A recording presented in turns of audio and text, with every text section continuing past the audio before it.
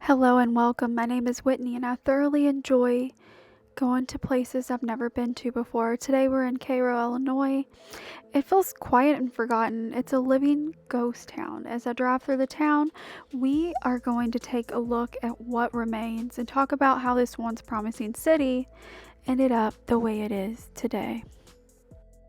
Cairo is the southernmost town in Illinois. It also has the lowest elevation, and it's in a unique location, which is at the confluence of the Ohio and Mississippi rivers. Currently, there are 1,500 residents. Each year, that number drops even lower. At its peak in 1920, there were over 15,000 people. This was a pretty large city, and it was one of the wealthiest cities back then. It was a great location for a river town. Before bridges were built, there were ferries that would transport goods and people, and also steamboats. They would stop here for fuel, supplies, and repairs. Also, jobs were plentiful here because they had shipping, lumber, manufacturing, and plenty of businesses. Slowly, there was the railroad and highways, and bridges were built. Steamboats weren't used as much anymore, and things slowly started to die down, also flooding as well. The historic downtown area of Cairo, I can only imagine what it looked like back in time. Now there is a lot of buildings missing and remnants of buildings. As you can see, all these bricks. This probably was a pretty large building. There are the leftover tiles, and here is this gym theater. Look at that, isn't it beautiful? This is from the Civil War that was here. I didn't have time to go to Fort Defiance. Next time I come here, I'll definitely check it out. So I think this is just amazing. You can tell where this is the old bank. I love that it's still here. Also, we decided to bring our lunch, and we talked to a nice gentleman who told us where a picnic table was, and we headed towards the river. So we have our lunch, and we're going to eat next to the water.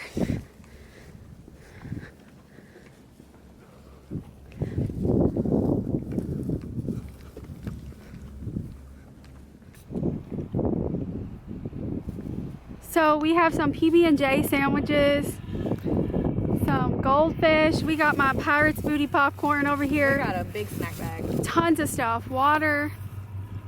Mountain Dew. Do the do. Check this out. This is all right. I was surprised to see that there is some industry here. Now, I'm not sure what they were moving.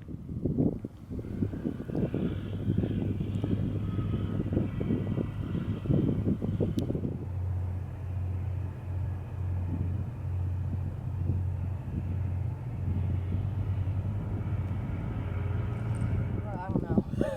You don't know if you can get on there? Without injuring myself, I don't know. Huh. Nice. Bennett Elementary School. Its last year was the 2010-11 school year. Due to the continued population decline, there wasn't enough students to keep it open. The district decided to just consolidate, and now it's sitting empty like a lot of the buildings here.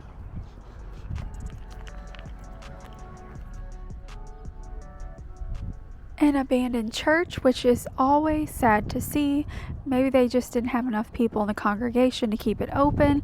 And then here is St. Joseph's School. I guess it was a private school.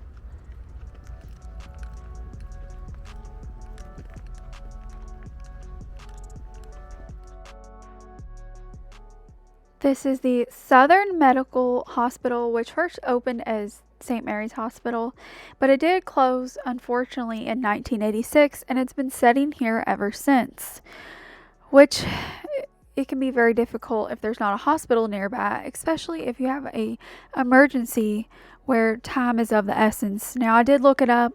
There is a little emergency center, but it's not a hospital, and it's probably for minor things. So we're driving around right now, and it's not as abandoned as people portray on YouTube. There's plenty of life. Yeah, there's a lot of abandoned stuff. It's not 80% abandoned. There is no way. Do you think so, Kate? No. There's nice homes. There's people out and about. Yeah. Nice cars. But there is a lot of devastation I see. But still, there are for sure nice homes and stuff. I don't even know where to go, but there's people behind me. There is an area called Millionaires Row, and this is Magnolia Manor. It is a museum. You can take a tour of this beautiful mansion, but you do have to call ahead and get reservations.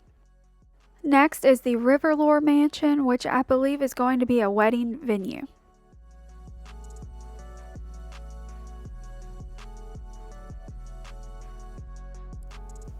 Just found this area, the Delta Center. And down here is some pretty murals.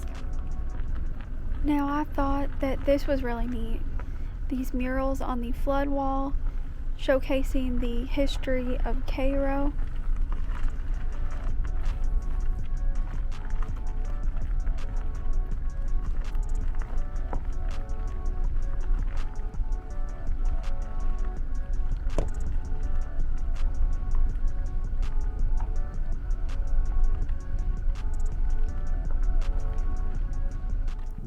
I also did want to touch back on the issue of the flooding because it is the lowest elevation town in Illinois.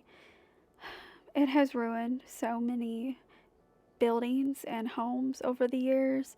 Of course, the 1937 flood affected everyone. There was also many more floods that were throughout the years, and the 2011 Mississippi Ohio flood, the winter of 2015 to 16, the 2025 flooding, just like a lot. Now, I like to tell all history, not just parts that are good, but there was a lot of racial tension here in Cairo, especially towards black people. Now, there was in 1909 a lynching. There was a black man that was accused of killing a white lady, and while he was waiting a trial, they just drug him out and lynched him, which is just horrible. I think they also even lynched a white man as well. Then in the 60s and 70s, there was a lot of racial conflict, violence, intimidation. A lot of people closed their businesses. And that's when it caused an economic collapse. And yeah, it's just really difficult and horrible what happened. Now there is, it's about 67% black Americans and 27% white and mixed race. Now, I see a lot on social media of people talking about that Cairo is a cut through and they make sure to lock their doors, don't stop, and it's kind of scary and it's creepy at nighttime, which is kind of harmful to talk about a town like that, and it's harmful for the local businesses as well. When I was here with my friend, we actually had a really nice time. Every person that we ran into was very friendly, and every town has crimes, good and bad people, and yeah, so if you ever get a chance to come through, stop, take a look around. There really is a lot of beautiful historic buildings, and there are several businesses. I did go past Shimwell's Barbecue, and there also is Cosmic Creations, Wings, and More, and they both have good reviews. Now I'll have to check out one of them when I come back. There are some people that are trying to preserve some of the old buildings here. It is the Cairo Historical Preservation Project, TCHPP, and they have a website which is historicalcairo.com, and There are several events that are here, like the Cairo Magnolia celebration, where they had tours of the city, which sounds amazing. I wish I could have went. I think that would be major on getting more people to come out here if they embrace some of their history and the buildings. Uh, yeah, I recommend to come here and check it out, drive around. I also did see an older couple who I ran into, and I was like, hey, we're just driving around. They're like, yeah, me too. So people are interested in this place and the old buildings. That was my dog, sorry. Yes, there is a lot of abandoned places in Cairo, but there is still many people who call this place home, and they have their precious memories here. Thank you so much for watching, and I'll catch you in the next video.